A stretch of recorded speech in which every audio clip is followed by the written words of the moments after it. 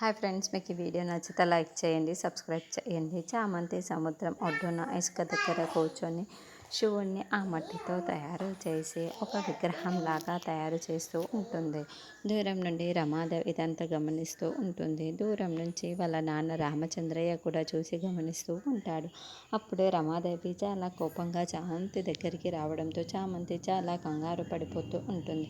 రోజా కూడా పక్కనే ఉంటుంది. వెంటనే రమాదేవి, ఏంటి, నాకు మణిహారం అంటే పిచ్చి అని చెప్పి ఆ నిజం తెలుసుకోవాలని చెప్పావా? నిజంగానే పిచ్చిగానే చెప్పిందా ఏంటి?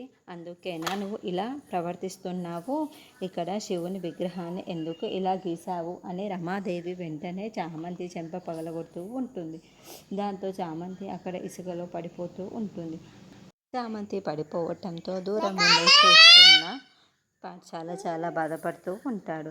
అయితే చామంతి చెయ్యి అక్కడ ఇసుకలో ఉన్న మణిహారం పైన పడిపోతుంది. ఇప్పుడు ఈ మణిహారాన్ని చూడగానే చూసి చాలా చాలా టెన్షన్ పడుతూ ఉంటుంది. అలా రమాదేవి మాటి మాటికి చామంతి చెంప పగలగొడుతూనే ఉంటుంది. అక్కడే ఉన్న రోజా ఏమీ మాట్లాడకుండా మౌనంగా చూస్తూ ఉంటుంది.